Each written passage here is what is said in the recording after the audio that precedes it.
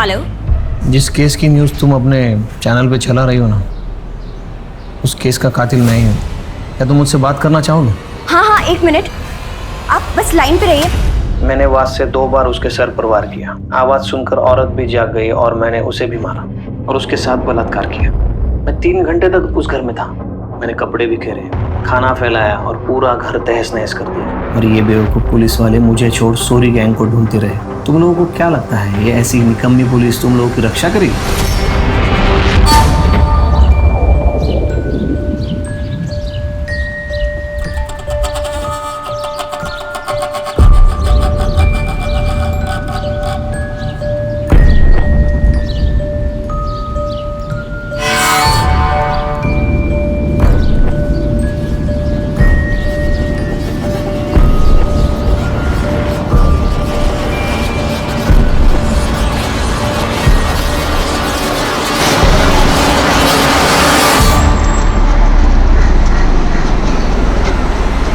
देख लड़की को।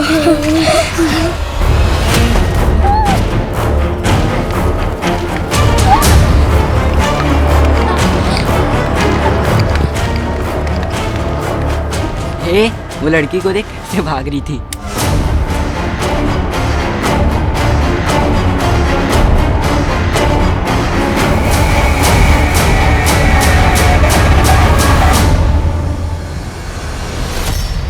इंसान को जब चोट लगती है तो या तो वो खुद को संभाल कर नैतिकता के रास्ते पर चलता है या फिर वो पतन का रास्ता चुनकर प्रतिघात करता है। बदले की भावना और उस पर अमल करना किसी भी अच्छे नागरिक को अपराधी की श्रेणी में ले आता है। और कितना भी तर्क वितर्क कर लें, अपराध कभी भी सही नहीं हो सकता। नमस्कार, मैं हूँ दिव्यांका त्रिपाठी दहिया और मैं स्वागत करती हूँ आपका क्राइम पेट्रोल सतर्क के इस एपिसोड में, जो किसी को लगे घात की कहानी है जिसके प्रतिघात ने कई जिंदगियां ले ली।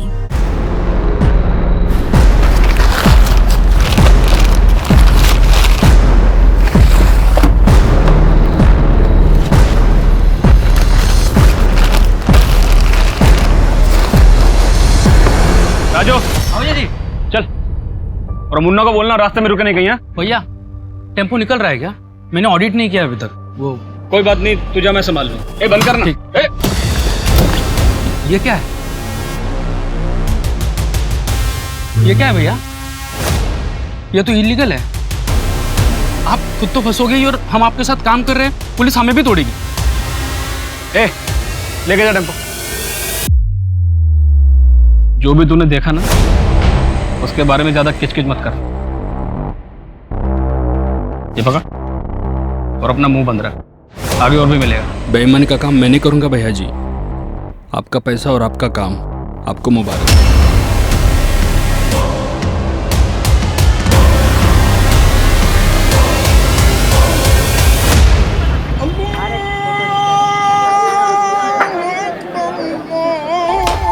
अरे वाह गीता बेटा, वेरी गुड।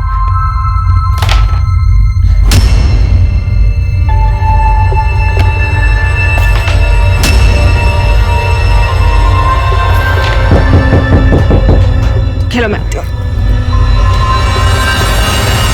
आई पीछे।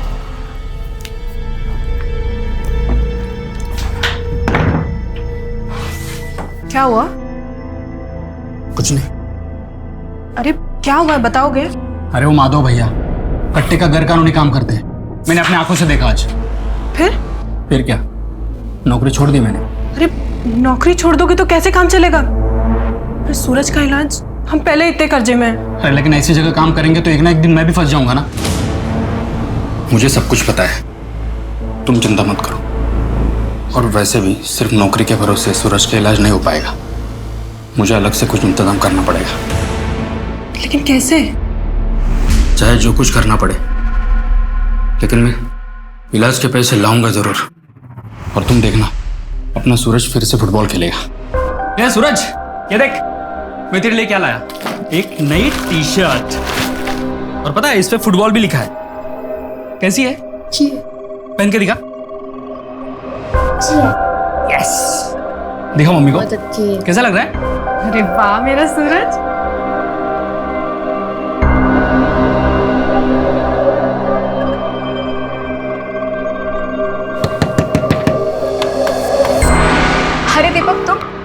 मैं चाय बना रही थी। नहीं बेला, थोड़ा जल्दी में हूँ। ये पैसे नीमा ने भिजवाया है। कल 5 टोकरियाँ बिकी थी ना, उसके है। वो सब ठीक है, लेकिन आओ अंदर, मैं चाय बना रही थी, अब साथ में चाय पीते हैं। अरे नहीं, ठीक है। अरे आओ, क्या तुम भी। ये लो। और बताओ, सूरज कैसा है? ठीक है, डॉक्टर ने बोला है कि जल्दी ठीक हो जाएगा, लेकिन पैसे बहुत लगेंगे, कम से कम 5 लाख। 5 लाख? हाँ। इतना सब कैसे करोगे आप? मैं अपने पापा से बात करूं? वो कुछ ना कुछ मदद जरूर कर देंगे। या फिर मेरे जो जेवर थे वो बेच के तुम्हारी मदद हो ही जाएगी। अरे इतना बोला वो बहुत है, मैं कुछ ना कुछ इंतजाम कर रहा हूँ ना। अच्छा, नीमा के घर से दहेज में कुछ नहीं मिला था क्या? मतलब अगर जेवर वगैरह होंगे तो वो बेच दो ना, उतनी ही मदद हो जाएगी। बेला, मैं निकलता हूँ। वो क्या है ना, घर पे सब लोग इंतजार कर रहे होंगे। अरे लेकिन चाय तो खत्म कर लो। सुनो दीपक, अरे दीपक, आते रहना।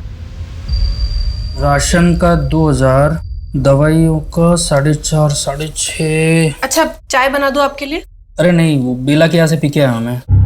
अच्छा सुनो ना, वो 2000 रुपया था ना मेरे पास, उसमें से 1000 रुपये मैंने गायत्री काकी को दे दिए। उनके पास खाने के भी पैसे नहीं थे। कोई बात नहीं, किसी की मदद करना अच्छी बात होती। अच्छा किया।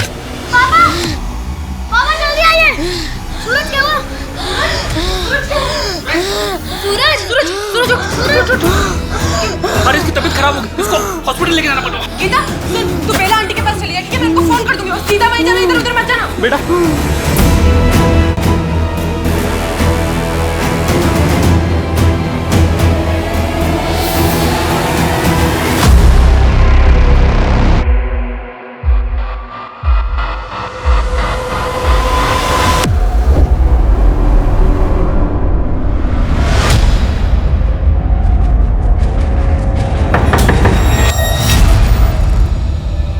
पापा नहीं आए साथ में? वो सूरज को लेके अस्पताल गए हैं। अच्छा, आओ अंदर। खाना खाया तुमने? थोड़ा सा।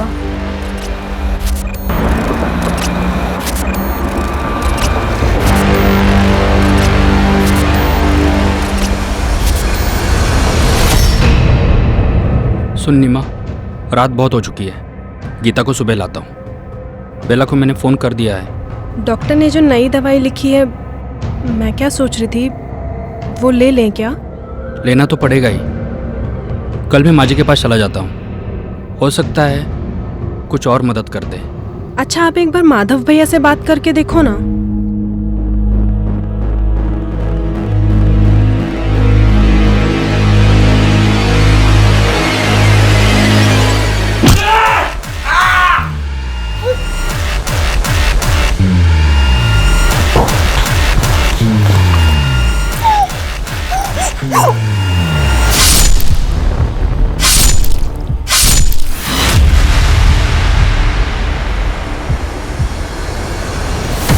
ये कमल, तेरा फेवरेट के घर पे बड़ा कांड हो गया है, पुलिस भी आया है।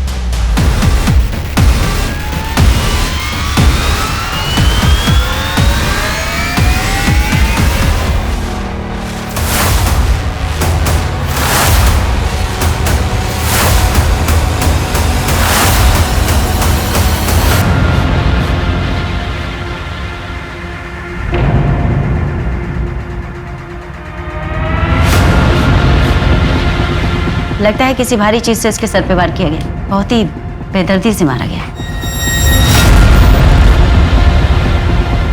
शायद इससे।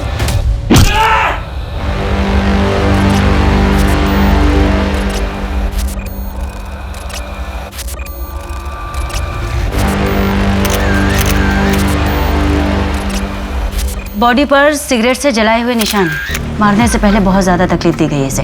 लगता है कोई इनसे बहुत नाराज था। पर किससे मैम? दीपक से या नीमा से?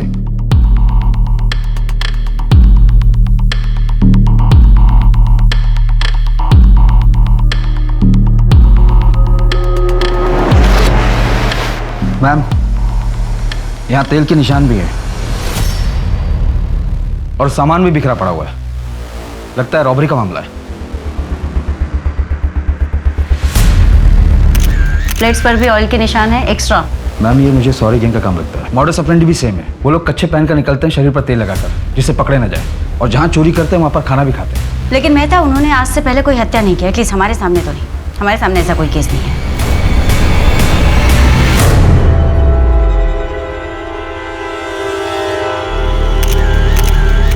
गोल्ड चेन, इसका लॉकेट भी है। अगर इस घर में रॉबरी हुई है तो फिर इतनी भारी गोल्ड की चेन यहाँ कैसे छोड़ सकते हैं? मैम ये देखिए, ऐसा लग रहा है कि 2 दीवार पर फोटो फ्रेम है, जिसे अभी भी निकाला गया है। फैमिली फोटो, बच्चे भी हैं। एक बेटा और बेटी है, सूरज और गीता। पड़ोसी ने बताया कि सूरज की तबीयत काफी खराब हो गई थी, इसलिए कल रात उसे हॉस्पिटल लेकर गए और गीता को नीमा की सहेली बेला के घर भेजा गया। तो सूरज इस वक्त कहाँ है? एज फॉर सूरज, ऐसा हो सकता है कि नीमा ने अपने बेटे के लिए चेन बनवाई हो, या उसका नाम का लॉकेट वो खुद पहन रही है। मैडम जी, यहाँ कुछ है। इस बोरी पर खून लगा हुआ है। बोलो।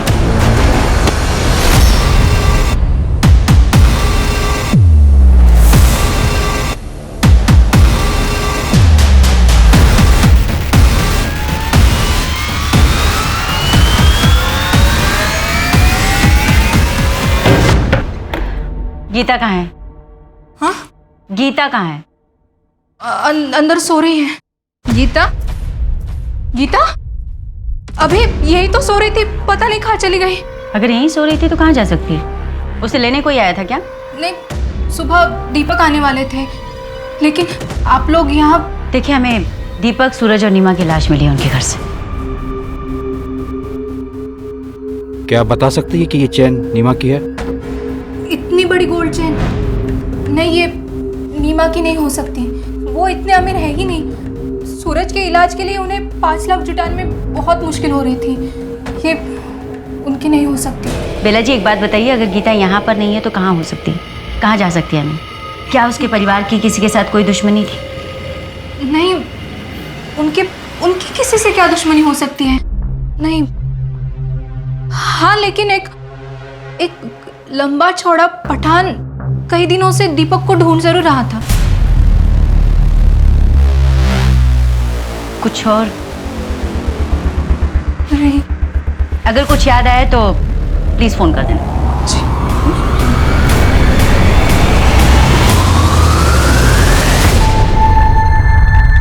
अरे यार नीमा, बहुत देर हो गई, कम से कम 1 कप चाय तो पिला दे। बस ये हाथ का काम समेट लूं, फिर बनाती हूँ। अरे तुम लोग अपना काम चालू रखो, मैं चाय बना देता हूँ। हाँ। यार नीमा, तुझे एक बात बोलूं, तू बड़ी खुशनसीब है कि तुझे दीपक जैसे पति मिले। अरे मतलब मेहमानों के बारे में जो इतना सोचता है, वो तो अपनी बीवी को पलकों पर ही बिठा कर रखता होगा ना।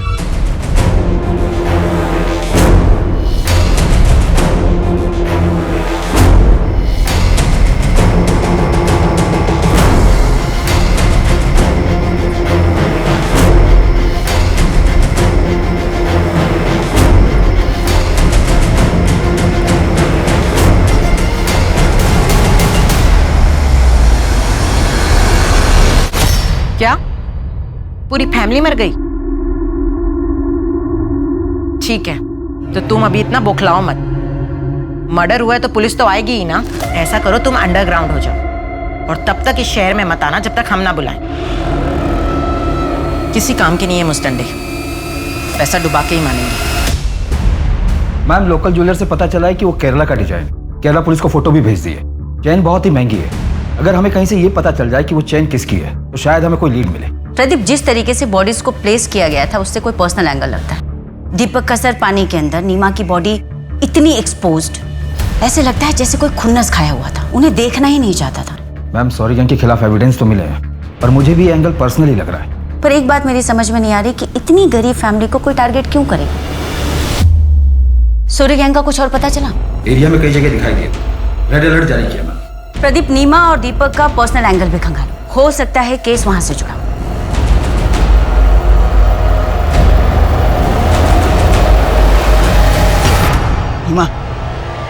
मेरी बात सुनना। मैं तू क्यों अपनी जिंदगी खराब करने पर तुली हुई है? अपने निकम्मे पति और बच्चे की बीमारी के बोझ तले अपनी जवानी मत गला नीमा। अरे छोड़ ये सब झमेला और भाग चल मेरे साथ। मैं तुझे कोई तकलीफ नहीं होने। हिम्मत भी कैसे हुई मुझे ये सब बोलने की? ना तो मेरा पति निकम्मा है और ना ही मेरा बेटा मुझ पर बोझे। वो जगह तू अपनी फैमिली पे, समझा ना? मेरे पति और मेरे बेटे से मैं बहुत प्यार करती हूँ। दोबारा से मुझे ये सब बातें बोली ना तो पुलिस में शिकायत कर दूंगी तेरी, और मोहल्ले में भी जीना दुश्वार कर दूंगी तेरा मैं।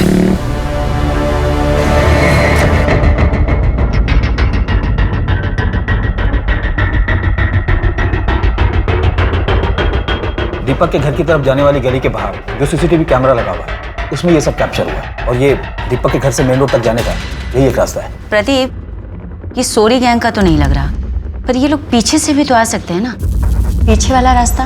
वहाँ कोई सीसीटीवी नहीं मैम, मोहल्ले के अंदर जाने का यही एक रास्ता है। इस बैग पे जिम करो, पता करो इस डिजाइन और इस कंपनी के बैग कौन सी दुकानों में बेचे जाते हैं। मैडम, हॉस्पिटल के अकाउंट डिपार्टमेंट से पता चला है कि दीपक ने इलाज के लिए 4 लाख की पेमेंट की है। इसमें से 3 लाख कार्ड से और 1 लाख कैश पे किया है। दीपक या उसके परिवार के पास इतने पैसे नहीं थे, फिर इतने पैसे अचानक से कहाँ से आ गए? मैं दीपक की बैंक स्टेटमेंट निकलवाता हूँ। दीपक या नीमा का कोई रिश्तेदार जहाँ पर गीता जा सकती हो? भागलपुर गांव में कुछ रिश्तेदार हैं, पर गीता वहाँ पर भी नहीं है। अगर वहाँ पर भी नहीं है तो बच्ची गई कहाँ? सेफ है भी या नहीं?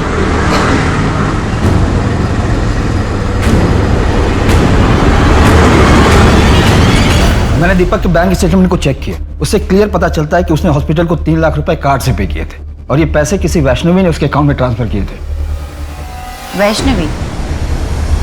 कौन है ये वैष्णवी?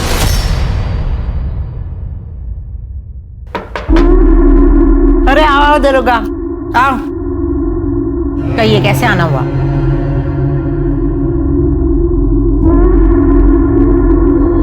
आपने दीपक को 3 लाख रुपए दिए थे। अब क्या करूं दरोगा बाबू, भलाई का काम ही नसीब में आया है। वक्त जरूरत पड़ने पर लोगों की मदद कर देती हूँ, और दीपक को भी 3 लाख रुपए मैंने ही दिए थे, पर सब कुछ कानून के हिसाब से। वो क्या बोलते हैं उसको, बैंक ट्रांसफर। और जब वो पैसे नहीं लौटा पाया तो आपने वसूली के लिए किसी को भेजा था? आफ्ताब को भेजा था। और आपके उस आफ्ताब ने एग्जाम्पल सेट करने के चक्कर में उसको और उसके पूरे परिवार को ही मार दिया। दरोगा बाबू, अगर हम ऐसे ही लोगों को मारने लगे तो लोग हमसे पैसे क्यों लेंगे? 3 लाख रुपए दिए थे, कोई सिक्योरिटी नहीं रखी? सिक्योरिटी के तौर पे घर के पेपर दिए थे उसने। अब तुम बोलोगे उसके मकान के चक्कर में मैंने उसको मार दिया। तुम मेरा घर देखो और उसका मकान देखो। ये आफ्ताब का है? वो तो अपनी गर्लफ्रेंड के साथ लखनऊ गया है घूमने। सर, मैंने वैष्णवी के बारे में सब कुछ पता कर लिया कि पैसों की वसूली के लिए आफ्ताब नाम का एक बंदा जाता है। हिस्ट्री शीटर है वो, और उस पर सेक्सुअल असॉल्ट के आरोप भी है। बेला ने भी यही कहा था कि दीपक के पीछे कोई लंबा चौड़ा पठान पड़ा था। हो सकता है ये पठान आफ्ताब ही हो। अपने खबरियों को अलर्ट करो, देखते ही आफ्ताब कब तक अंडरग्राउंड रहता है। सर, पर एक बात समझ में नहीं आ रही है कि जब दीपक के घर में भारी गोल्ड की चेन थी तो उसने वैष्णवी से पैसे उधार क्यों लिए? बोल भैया जी, थोड़े पैसों की जरूरत थी मुझे, हर महीने पगार से काट लीजिएगा, और आप बोलोगे तो मैं ओवर टाइम भी कर लूंगा। हाँ बोल, कितने चाहिए? वो 4 से 5 लाख की जरूरत। क्या 4-5 लाख? भाई दिमाग ठीक है तेरा? 10-20 हज़ार की बात होती तो मैं सोचता भी, कुछ भी बोल रहा है। 4-5 लाख, चल जा अपना काम कर। 4-5 लाख? नहीं, तू चीटर है। मैंने चीटिंग नहीं की है सूरज। अरे मेरी रानी है यही नहीं गई है। चीटिंग कर रही है तू, चीटर। क्यों शोर पापा ने तू पहले तू चीटर है। सुनो मेरी बात। अरे चुप रहो, अब मैं तुमको सिखाऊंगा बिना चीटिंग के कैसे जीतते हैं। नीमा आओ बैठो, ये स्ट्राइकर है। इस ब्रूटल मर्डर केस में तकलीफों से गुजरता लेकिन हंसता खेलता परिवार उजड़ गया था, और इस अपराध को अंजाम देने वाले का कोई सुराग तक नहीं मिल रहा था। फिलहाल उस इलाके में लूटपाट करने वाला सोरी गैंग पुलिस के शक के घेरे में सबसे ऊपर था, लेकिन मुश्किल बात यह थी कि ये सिर्फ रॉबरी का केस नहीं था। दूसरी तरफ सूद पर पैसा देने वाली वैष्णवी थी, जिससे दीपक ने अपने बेटे के इलाज के लिए उधार में पैसे लिए थे और वो उसे लौटा नहीं पा रहा था। लेकिन क्या इन्हीं में से किसी ने इस हत्याकांड को अंजाम दिया था, या फिर कोई ऐसा भी था जो अभी तक पुलिस के शक से बाहर था?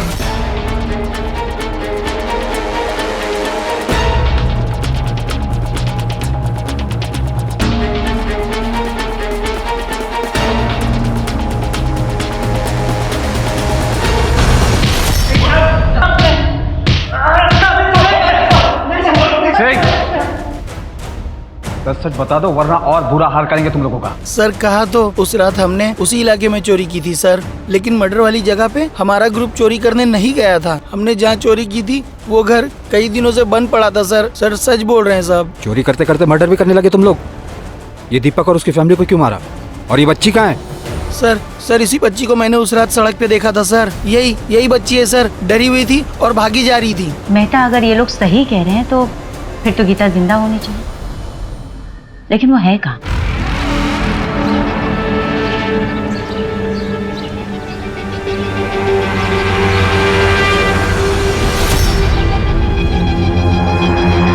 अकेले हो यहाँ? डरो मत, तुम्हारे मम्मी पापा नहीं है? मैं बेटा तुम्हारा नाम क्या है बताओ? गीता। तुम्हें भूख लगी होगी ना?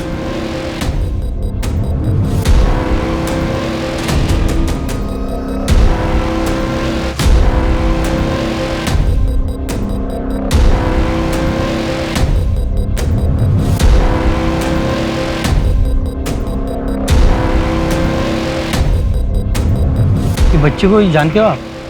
अरे ये तो वही है ना, दूसरे वाली गली में रहती है। सुना है इसकी माँ का मोहल्ले में किसी लड़के के साथ लफड़ा था। किसके साथ? वो तो नहीं पता। कुछ तो बताओ यार, कहाँ जाती है कहाँ आती है? अरे मैंने सुना था तो बता दिया, बाकी आप मोहल्ले में जाके पूछ लीजिए किसी भी। हाँ मुन्ना बोल। मैडम पता चला है कि दीपक अपनी नौकरी से खुश नहीं था क्योंकि उसका चक्कर और उसका किसी लड़के के साथ चल रहा था। मुन्ना, तुम ये रोज रोज नई नई कहानियां मत सुनाओ। कोई सॉलिड एविडेंस और जानकारी हो तो बताओ। मैडम मुझे थोड़ा टाइम दो, मैं उस लड़के की पूरी कुंडली निकाल कर आपके सामने रख दूंगा। काम काज में ठीक था दीपक, पर सच तो यह है कि वो अपनी सैलरी से खुश नहीं था। अपने बेटे की बीमारी की वजह से उसकी पैसों की ज़रूरत थी भी बहुत ज़्यादा। अब सर मुझे भी अपना धंधा रन करना है, किसी एक की सैलरी तो बढ़ा नहीं सकता, बाकी लोगों को भी जवाब देना पड़ता। उसका यहाँ पर किसी के साथ कोई पंगा था? नहीं, ऐसा कभी कुछ सुना तो नहीं, पर हाँ सर कुछ पता लगेगा तो आपको ज़रूर बताऊँगा। ठीक है। पोस्टमार्टम रिपोर्ट के हिसाब से दीपक के सर पर किसी भारी चीज से वार करने की वजह से उसकी मौत हुई, लेकिन उसकी बॉडी पर स्ट्रगल की कोई भी निशान नहीं। जबकि नीमा ने मरने से पहले बहुत स्ट्रगल किया, उसका रेप भी हुआ, वो भी मारने के बाद, यानी कि नेक्रोफिलिया। मतलब ये केस नीमा से कनेक्टेड है। शायद दीपक और सूरज कोलैटरल डैमेज थे। ऐसा भी हो सकता है कि कोई दीपक से नाराज हो, उससे बदला लेने का ये उसका तरीका, क्योंकि रिपोर्ट के हिसाब से पहले दीपक पर वार, फिर नीमा को मारा गया, फिर उसका रेप। नीमा और सूरज की मौत का टाइमिंग ऑलमोस्ट सेम है।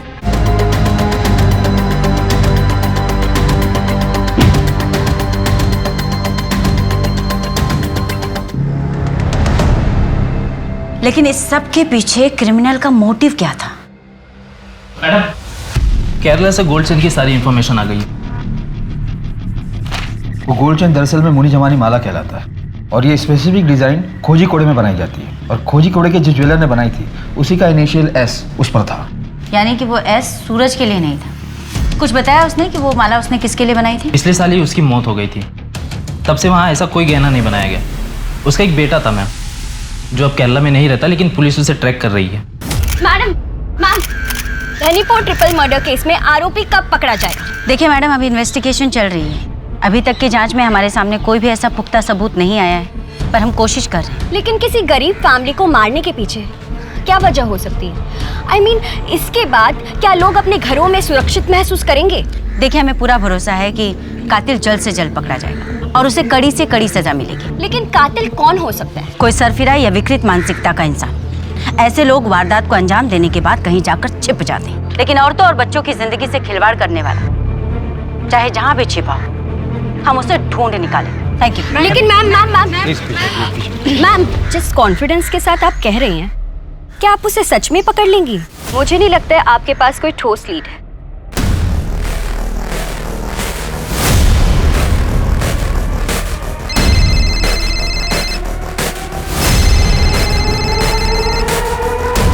हेलो, जिस केस की न्यूज़ तुम अपने चैनल पे चला रही हो ना, उस केस का कातिल मैं ही हूँ। क्या तुम मुझसे बात करना चाहोगी? हाँ, एक मिनट, आप बस लाइन पे रहिए। पहले कभी ना दिखाए जाने वाली न्यूज, आज की सबसे बड़ी खबर हम आपके सामने लेकर आए हैं। एक ऐसे अपराध की घटना जिसके बारे में देखना सुनना तो दूर, उसके बारे में कभी किसी ने सोचा भी नहीं होगा।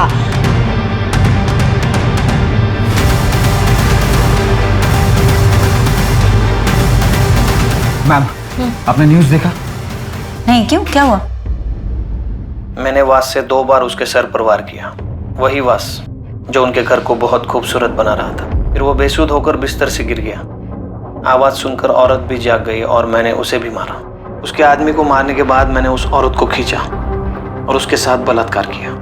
उनके लड़के को मारने का मेरा कोई इरादा नहीं था, लेकिन वो जाग गया और माँ से पानी मांगने लगा। मैंने उससे कहा वापस सो जा, लेकिन वो मुझसे ही पूछने लगा कि तुम कौन हो, और मम्मी चोर, घर में चोर घुसा है, ऐसे चिल्लाने लगा। तो मैंने उसे बिस्तर के बगल में रखी ईंट से मार दिया। मैं 3 घंटे तक उस घर में था। मैंने कपड़े बिखेरे, खाना फैलाया और पूरा घर तहस नहस कर दिया। और ये बेवकूफ़ पुलिस वाले मुझे छोड़ सोरी गैंग को ढूंढते रहे, जबकि मैं खुला घूम रहा था।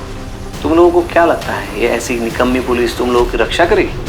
आपका नाम क्या है? नाम में क्या रखा है, मैं आप लोगों को बता रहा हूँ, ये निकम्मे पुलिस वाले मुझे कभी नहीं पकड़ पाएंगे, क्योंकि वो मुझ तक कभी पहुँच ही नहीं सकते।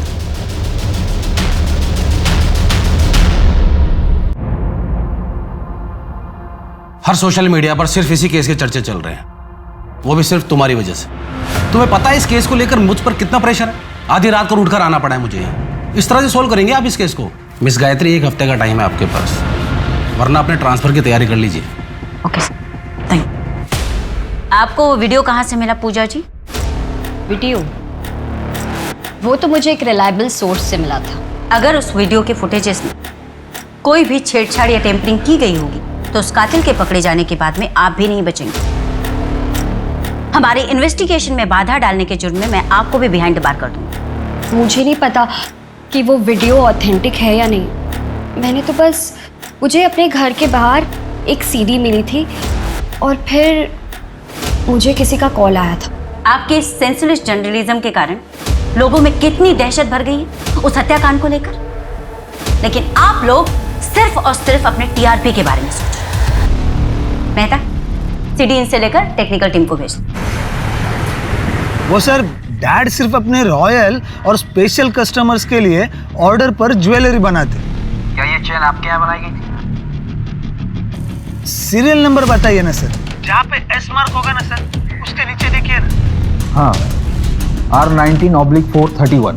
ओके सर, एक मिनट। ये चेन ना अलीगढ़ से शाजिया फरहान के ऑर्डर पे बनाई गई थी। रिकॉर्ड में पूरा एड्रेस और नंबर है, मैं आपको मैसेज करता हूँ सर। क्या ये चेन शाजिया की है? ये चेन तो शाजिया का ही है, पर आपको कहाँ से मिला? शाजिया कहाँ है? शाजिया अब नहीं रही। 15 दिन पहले ही उसकी हार्ट अटैक से मौत हो गई। शाजिया की कोई फोटो है आपके पास?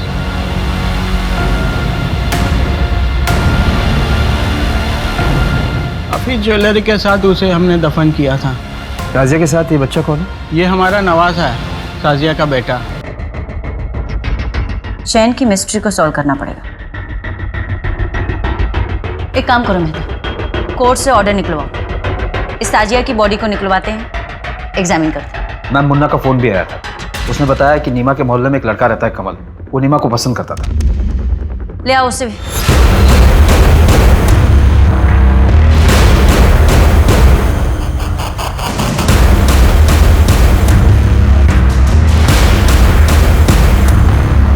कुछ मिला?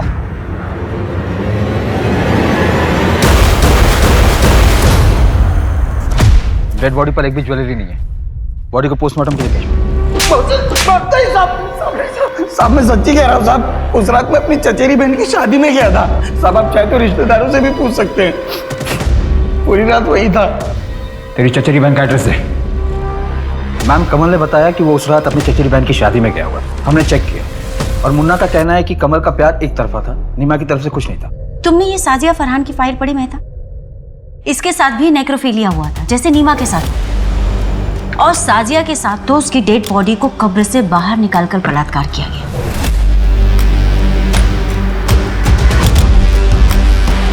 जर्नलिस्ट का क्या? मैम किलर ने जर्नलिस्ट को जिस नंबर से फोन किया था वो फेक आईडी पर लिया गया था, वहां तो डेड एंड है। मेहता, इन सब के पीछे जो कोई भी है, ये सब कुछ प्लान किया है।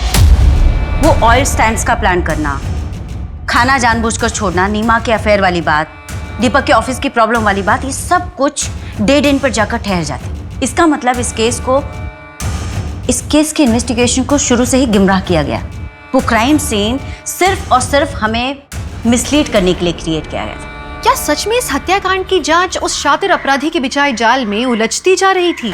इन्वेस्टिगेशन में ये इशारा जरूर मिल रहा था बार बार कि जुर्म करने वाला एक नेक्रोफिलियक है। अपराधी इतना शातिर था कि हर मिला हुआ सुराग अधूरा था। शहर के लोग दहशत में और पुलिस बेबस, बस एक लीड मिलने का इंतजार कर रहे थे सब। पापा आपने फिर से पकड़ लिया। मेरा चुपकली इधर बैठा है, आजा बाहर। चल चल अब मम्मी को ढूंढते, आजा। मम्मी मम्मी मम्मी कहाँ छुपी है?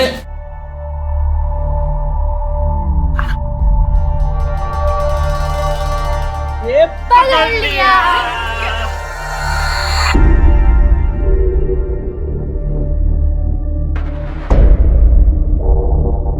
जिस दिन शाजिया की मौत हुई थी उस दिन शाजिया के घर पर कोई ज्वेलर आया था। शाजिया ने अपनी सहेली को फोन करके कहा था कि अगर उसे ज्वेलरी देखनी हो तो उसके घर आ जाए, क्योंकि वो ज्वेलर बहुत ही सस्ते दामों में ज्वेलरी बेच रहा था। हालांकि शाजिया की सहेली शाजिया के घर नहीं आई थी और शाम को जब शाजिया के पेरेंट्स घर आए तो उसकी मौत हो चुकी थी। लेकिन सवाल अभी भी वही है मेहता, क्या कातिल ने जानबूझकर ये सब कुछ सिर्फ इसलिए किया कि वो दीपक और नीमा को मारना चाहता था? उसका टारगेट आखिर कौन था, दीपक या नीमा? और फिर इसमें साजिया कहाँ फिट बैठती? मैम यहाँ हत्या का मोटिव समझ में ही नहीं आ रहा है। वो बच्ची गीता भी नहीं मिल रही। सच कहूँ तो मुझे उस बच्चे की फिक्र होने लगी। पता नहीं ठीक होगी भी या नहीं।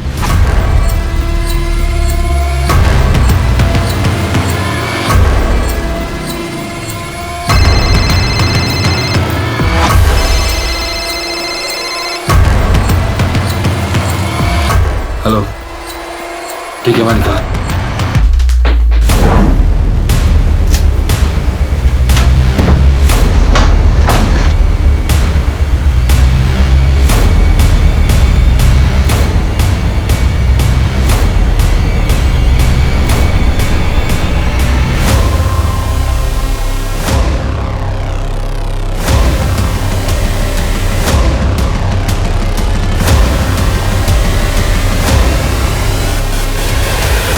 किसका ये?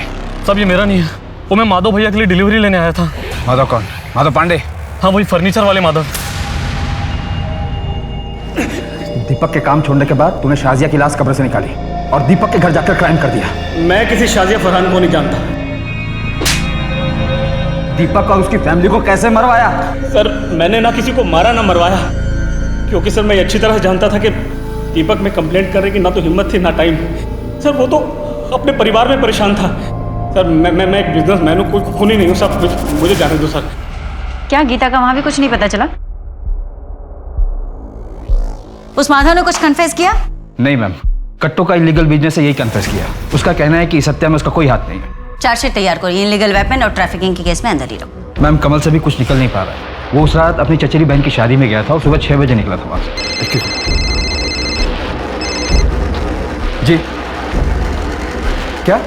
ठीक है हम आते हैं। क्या हुआ? मैम रसूलपुर में एक लड़की मिली है जिसकी डिटेल्स गीता की डिटेल से मैच करती है। आ रही हूँ बाबा। गीता का?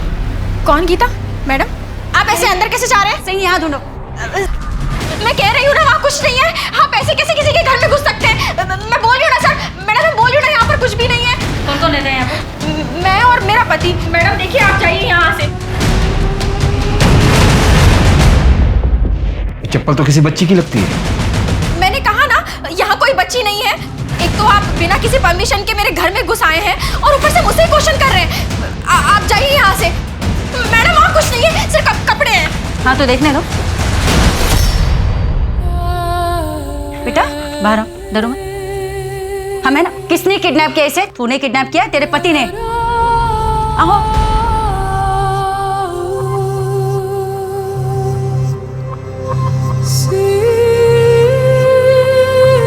मैडम मेरा कोई बच्चा नहीं है, मैं माँ नहीं बन सकती। इसलिए जब मैंने गीता को देखा तो मेरा मन नहीं माना और मैं अपने साथ अपने घर ले आई। हमारे पास बहुत पैसा है, लेकिन मेरा पति शराबी है, इसलिए मैंने गीता के बारे में अब तक उन्हें कुछ नहीं बताया। पता नहीं गीता किसी भी आदमी को देखती है तो ऐसे डर जाती है कि अलमारी में जाके छुप जाती है। अगर ऐसी बात है तो तुमने पुलिस स्टेशन में इन्फॉर्म क्यों नहीं किया? हम पिछले 15-20 दिनों से इस बच्ची की तस्वीर लेकर यहाँ वहाँ ढूंढ रहे। मैंने न्यूज़ में देखा था कि मर्डरर ने किस तरीके से आप लोगों को चैलेंज किया था। मुझे गीता की जान की चिंता है, इसलिए मैंने किसी को कुछ नहीं बताया। हाँ, लेकिन गीता ने अपने माँ बाप के कातिल को देखा है।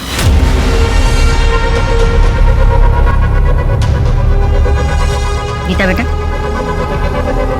डरो मत, याद करो और बताओ उस रात क्या हुआ था, क्या देखा था तुमने?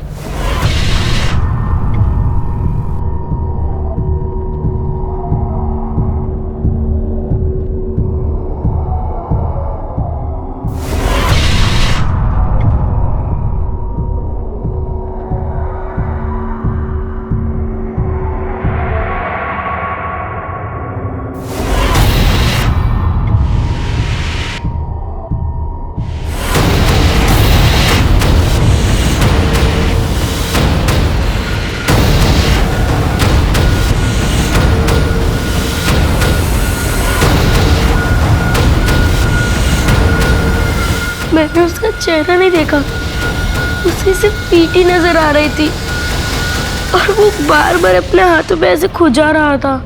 और कुछ चीज, कुछ और देखा तुमने? कुछ याद है तुम्हें? हाँ, उसने अपने कान में बाली पहनी थी। मुन्ना, वो आदमी बार बार खुजली करता था, कान में बाली पहनता था। क्राइम सीन पर उसने ड्रिंक भी किया था, शायद अल्कोहलिक हो। ऐसे किसी भी आदमी के बारे में चारों तरफ पता करो, ढूंढो उसे, ठीक है? अच्छा मुन्ना, तुमने एक बार नीमा के अफेयर के बारे में बात बताई, पर आगे कोई लीड नहीं दी। कि बच्चे को जानते हो आप? देखो भाई, लड़के के बारे में कुछ मालूम नहीं मुझे। माँ के बारे में पूछेंगे तो मोहल्ले में कोई भी तब वो खुजली करते जा रहा था और मेरे को नीमा के बारे में बता रहा था। तुमने उसे देखा था? स्केच बनवा सकते हो? हाँ साहब, कोशिश करूंगा।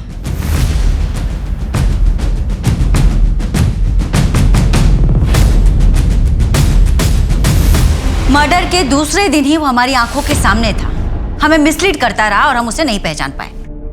आज की तारीख में हमारे पास केवल उसका स्केच है और हम उसके बारे में कुछ नहीं जानते। हेलो, क्या? कहाँ? कोलकाता? आप मुझे फैक्स कर सकते हैं? जी, please note down the number 44344610। Kolkata में भी आज से 2 साल पहले नेक्रोफेलिया का केस हुआ था, वहां भी विक्टिम का बेटा गायब। मैडम, कोलकाता पुलिस हेडक्वार्टर से फैक्स आया है। विक्टिम का नाम मौसमी।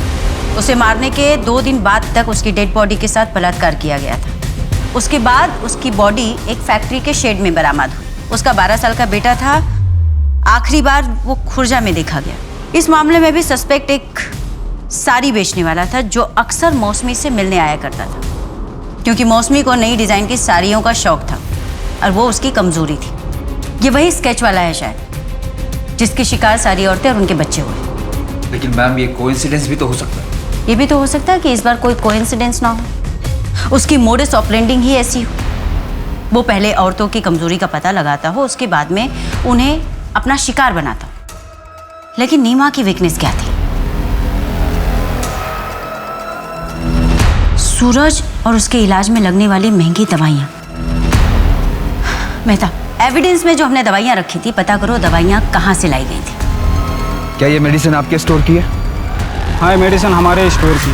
क्या तुमने कभी इस आदमी को देखा है? हाँ, शायद ये आदमी हमारे स्टोर पर मेडिसिन लेने आया था। हाँ, याद आया। उसने बताया था कि वो अलीगढ़ हॉस्पिटल में वार्ड बॉय है।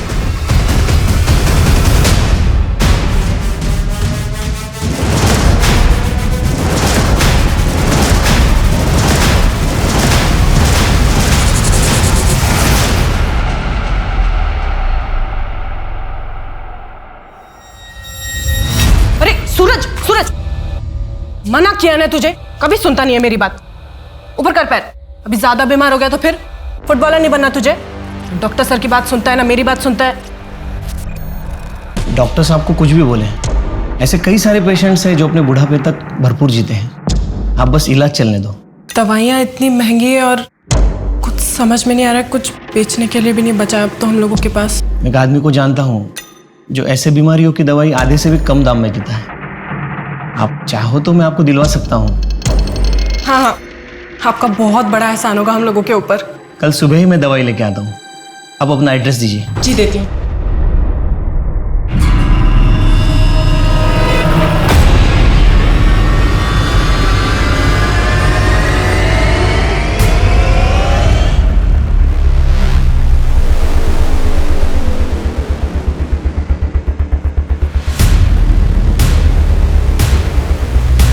चेक करो।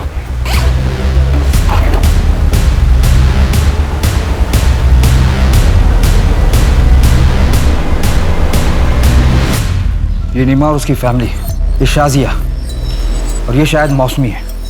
इसने जिस जिसको मारा उनकी निशानी अपने पास रख ली। पता नहीं और कितनों को मारा होगा इसने। गिनते रहिए साहब, बहुत है। किसे ढूंढ रहे थे? मुझे? बहुत ज्यादा वक्त नहीं लग गया आपको मुझे ढूंढने में, जबकि मैंने बहुत सारे सुराग छोड़ दिए। जहां जाता था वहां सुराग छोड़ता था। ऐसा करेंगे तो कैसा चलेगा साहब? नहीं नहीं नहीं नहीं, मारोगे तो कुछ भी नहीं बताऊंगा, ऐसे सब कुछ बता दूंगा। कैमरा में देख के बोलना है या फिर आपको देख के? तू ऑन कैमरा मार खाएगा या ऑफ कैमरा? मैडम ये मत समझना कि आप लोगों ने मुझे पकड़ा है। मैंने खुद पुलिस को ये चांस दिया कि वो मुझे ढूंढ ले। दरअसल अब मैं भी चाहता हूँ कि पूरी दुनिया को मेरी कहानी पता चलनी चाहिए। उनको पता चलना चाहिए कि मैं कोई शिकारी नहीं बल्कि खुद शिकार हुआ हूँ। मुझ पर भी जुल्म हुए हैं, मैं भी विक्टिम हूँ। इसीलिए तूने एक के बाद एक मर्डर किया, उन लोगों का भी जिनका कोई कसूर नहीं। क्या बिगाड़ा था उन लोगों ने? आपके बाल भी सीधे हैं क्या? हाँ, मैं भी सीधी और मेरे बाल भी, पर जलेबी की तरह। तू ये बता कि सूरज और नीमा ने तेरा क्या बिगाड़ा? मैंने तो उसकी मदद करी है। कैसे डांट रही थी उसे? मना किया ना तुझे, क्यों उतर रहा है बेड से? कभी सुनता नहीं है मेरी बात। नवीन बेटा क्या हुआ? रो क्यों रहा है? ऐसा कर, जी भर के रो ले। रोने से ना जी हल्का हो जाएगा। वैसे भी रोने से कोई नामर्द थोड़ी हो जाता है। और तू तो मेरी बहादुर लड़की है ना? मामू, लड़की जैसे रहना अच्छा नहीं लगता। तू एक लड़की है। नहीं माँ, मैं एक लड़का हूँ और रोज ऐसे लड़कियों की तरह सजूंगा नहीं। तू लड़की है और लड़की की तरह ही रहेगा और तुझे रोज सजना पड़ेगा, समझा? मैं लड़कियों की तरह नहीं सजूंगा।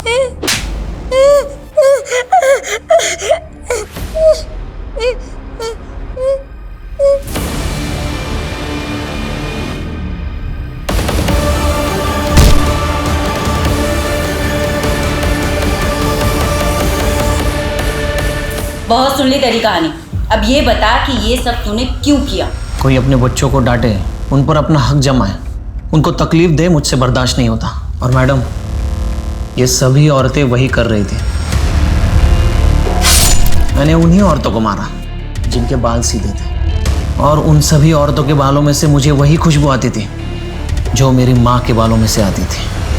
मुझे जितना तुझ पर गुस्सा आ रहा है ना, उससे कहीं ज्यादा तरस आ रहा है। जिस माँ की जातियों और परवरिश की तू बात कर रहा है ना, तू बिल्कुल उसके जैसा बन गया। मैं कोर्ट से रिक्वेस्ट करूंगी कि तुझे ऐसी कड़ी से कड़ी सजा मिले ना कि दूसरा कोई तुझ जैसा ना बने। नवीन पूरी दुनिया को ये बताना चाहता था कि उसके साथ कितना अन्याय हुआ था।